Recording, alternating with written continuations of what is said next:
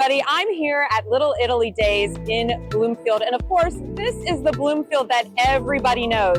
But is it really the Bloomfield of today? What has changed here in this community, and who is driving that change? I wanted to know. I mean, clearly you're an institution. I mean, everybody that I talked to was like, you have to come here. Or should be in one. So can you talk a little bit just about the experience of having this space for so long and being here? This is my life. This is my second home. Actually, if you count hours, this is my first home. This is your first home. So this is your kitchen, this really? This is my kitchen, yeah. Not too many people are privileged to stand back here with me. How long have you been here, first of all? Been here a little over 31, 32 years. Wow. Quite a few years back, Lidia Bastianach was here. And she walked in and she said, I was in the strip, and they said, where should I go? And they said, you have to go to Bloomfield. And she said, okay. And they said, you'll go talk to Maria. Yeah. And that's all they said. And they said, does Maria have a last name? They said, yeah, she does.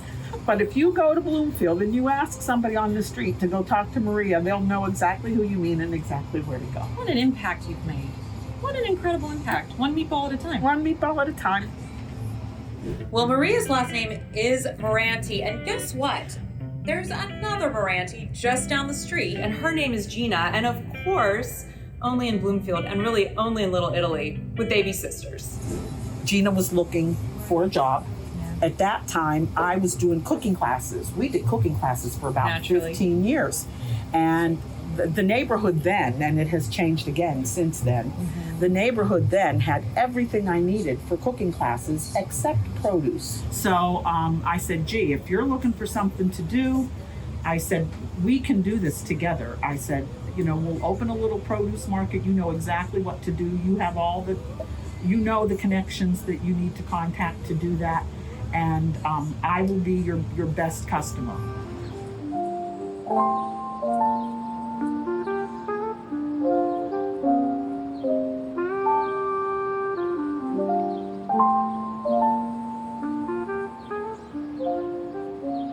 People call you the patron saint of produce. That is what they call me.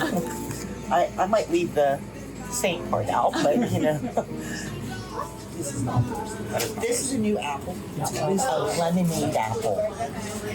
I ate one, finished it down to the core. I didn't taste the lemon, but it was really hard out. But How does it feel to be so established in that space, though?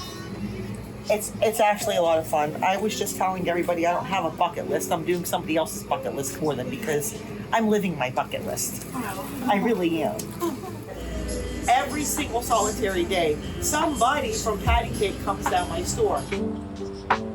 When did you know, though, I'm going to take this place over? Gosh, I only maybe about 5 years ago.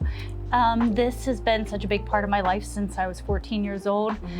This is where I grew up. This is where I learned to bake, learned to decorate. I started off when I was 14, folding boxes here during the holidays on the weekends.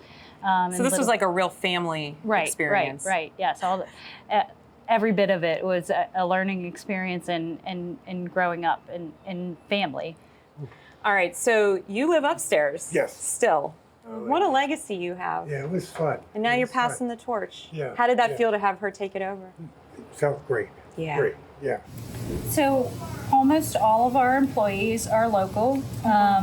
My main baker actually lives just behind our building. So this is really a community bakery. It is. It's the community that works here. It's the community that supports us. We tease that we're like bartenders because we know everybody's regular, their regular order.